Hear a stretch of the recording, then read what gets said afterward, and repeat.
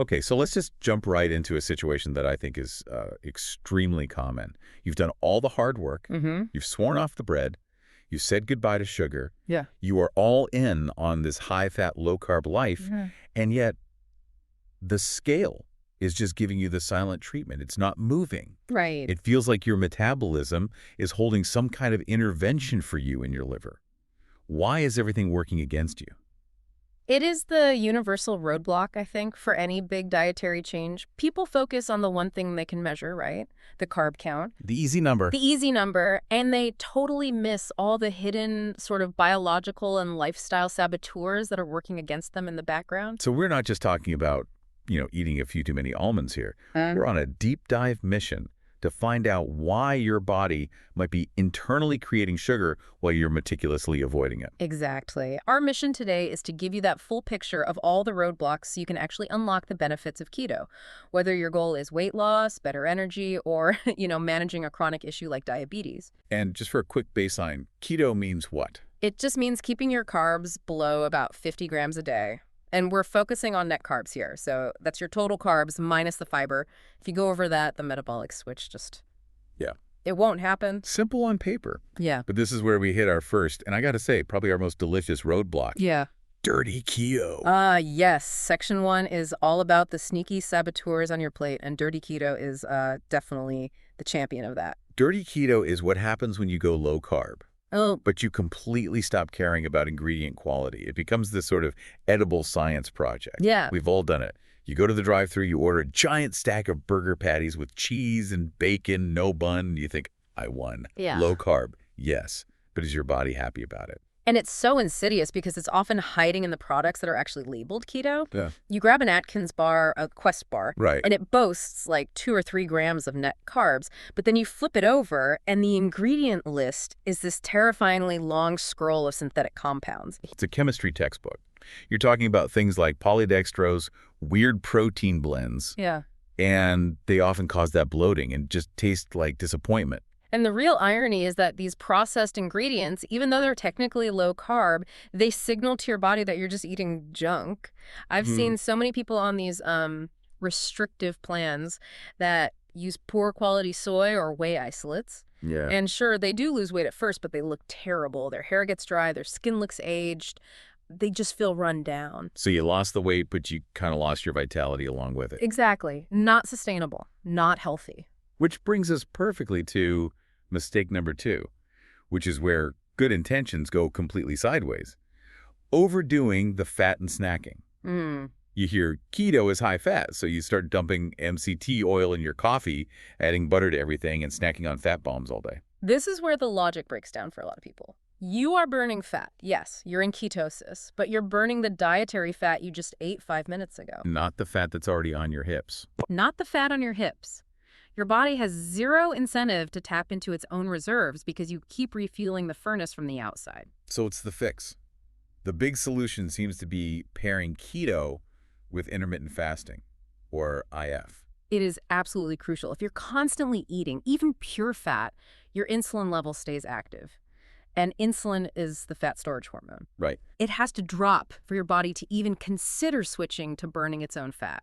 The point isn't to eat 3 giant high-fat meals a day. It's to only eat when you're genuinely hungry. But wait, I'm using fat to feel full at first. Won't fasting just make me incredibly hangry? Well, the initial phase does require higher fat. You're teaching your body a new skill. But the real sign that you've adapted, and this is key, is that your hunger goes down. Oh, okay. Once you hit that point, you have to lower the added dietary fat. You don't want a low-fat diet, but you stop adding unnecessary oil to your tea. Why feed your body food when it has billions of calories of it already stored? That makes perfect sense. So we've cleaned up the plate. Now let's get into the real biological boogeyman, the hormone hijack. Yes. And mistake number 3 is a huge one. Sleep deprivation. The pre-diabetic imposter. The effect of poor sleep is so immediate, it's actually shocking. Research shows that just 4 straight nights of bad sleep can make your blood values look identical to someone who is pre-diabetic. 4 nights. And the main culprit here is cortisol, right? The stress hormone. It just skyrockets. Okay. And high cortisol is basically a biological fat-burning blocker. You can be perfectly low carb, but if your cortisol is running hot from no sleep, It is actively working against every single thing you're trying to do. And then on the other side of that coin, you're missing the good stuff. You're missing the party. The most powerful fat-burning hormone you have is growth hormone. All right. And it's primarily activated when you're in deep sleep. So if you skip sleep, you skip the fat burning. It's a double whammy. Which flows right into mistake number 4. Just general chronic stress. This is where your liver becomes a secret sugar factory. It's a process called gluconeogenesis. Your brain feels chronic stress, that, low-level dread from work or life, and it thinks you're running from a tiger. It needs quick energy. It needs glucose now. It doesn't care that you just ate a bunch of fat. It wants sugar for your muscles. So the liver starts making it. It synthesizes sugar out of protein and fat and just dumps it right into your blood. So you've been perfectly low carb, but your liver just sabotaged you from the inside out. I have this incredible story about a patient. She was doing everything by the book. Diet was perfect, exercising, tracking everything, 0 weight loss. And what was the issue? She was unbelievably stressed. Her job, her home life, everything. She finally broke the stall when she took a vacation. No way. Yes. She went away, unplugged, just relaxed. She came back and had lost a significant amount of weight. And she even admitted she ate more food on vacation, but it was low carb. The stress was the entire roadblock. And if that isn't enough motivation, just think about where that cortisol fat goes. It's the worst places. Love handles, belly fat, that puffiness in your face. And the really dangerous visceral fat around your organs. Which then brings us to a related problem, mistake number 5. Overtraining. The belief that you can just force the weight off through sheer will. Exactly. We see these extreme cases, like a patient working out 6 hours a day. Or someone who lifted, millions of pounds in a year and lost maybe 1 or 2 pounds. There's more stress. It's the cortisol and sleep cycle all over again. The benefits from exercise happen during recovery, during sleep. If you're constantly overtraining, you're just jacking up your stress hormones and you never recover. It's totally counterproductive. Okay, so we've fixed the diet, we've calmed the nervous system. Let's move to section 3, what I'm calling internal maintenance. We have to check the plumbing. Right.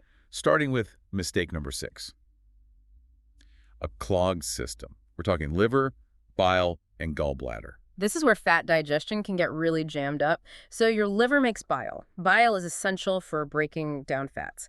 And that bile gets stored in the gallbladder. Okay. When you eat fat, the gallbladder squeezes that bile out to break the fat down into usable parts. So if your liver is fatty or you have issues with bile flow, which is pretty common when you suddenly switch to a high-fat diet, the whole system just backs up. It's like pouring grease down a slow drain. It's a mess. And when you can't process that fat, you can't absorb all the essential fat-soluble vitamins like A, D, E, and K. So you're missing out on some of the main benefits of keto. You're nullifying them. And you mentioned a surprise symptom I want to touch on. Yeah, the referred pain. That's fascinating. Absolutely. The pressure from that backlog of bile can cause discomfort in places you would never connect to your liver, like tightness in your upper back, your right shoulder trap, maybe even radiating down your arm. That's your body just screaming that there's a traffic jam. Serious digestion jam, yes. Wow. Okay, that connects directly to mistake number 7, which is the thyroid, right? The liver and thyroid are linked. Very closely. The liver is essential for converting your thyroid hormones. You have T4, which is the inactive, sleepy hormone, and T3, which is the active one that tells your cells to burn energy. And the liver does that conversion. The liver converts T4 into the active T3. So if your liver is sluggish from all that fat backing it up, that conversion stalls. You become functionally hypothyroid, and weight loss just stops. So what do you do? You have to make sure you're getting the key minerals for that conversion: iodine, selenium, and zinc. Okay, that's a huge takeaway. Now for mistake number 8, gut microbes. This one is kind of unsettling, and it involves chickens. Yes. The chicken connection.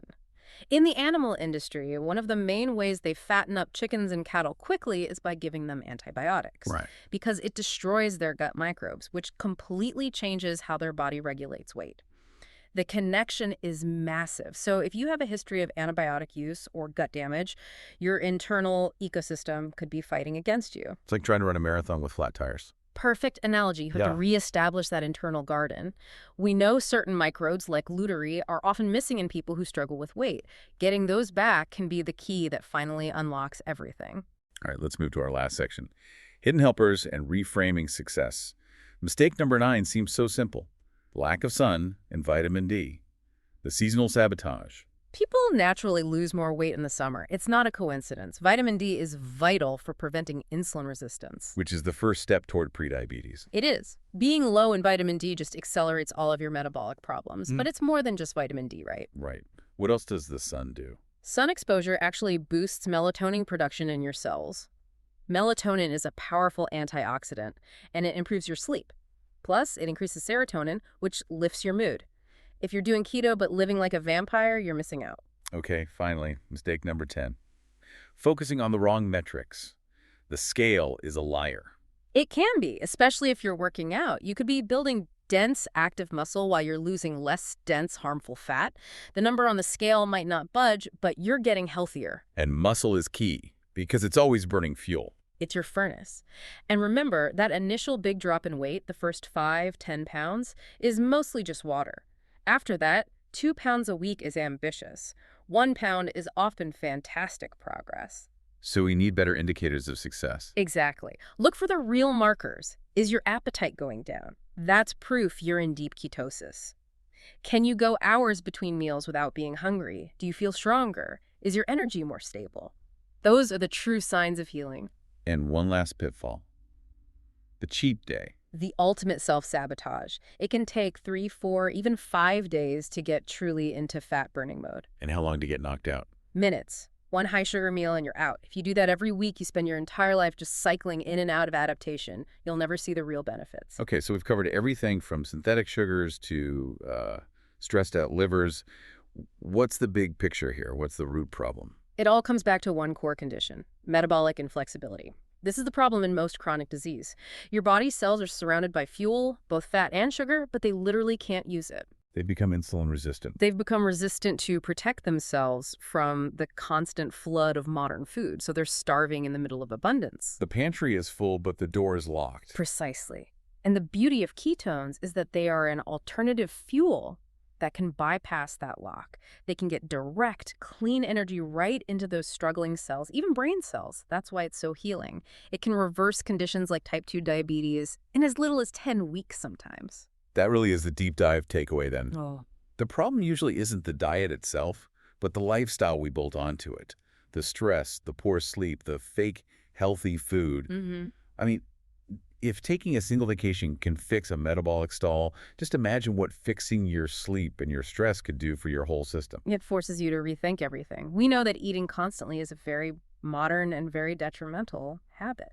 So if doing longer fasts might be the real secret to achieving that metabolic health, how long could you comfortably go without eating, knowing that your body is finally burning its own stored fuel? That's your food for thought.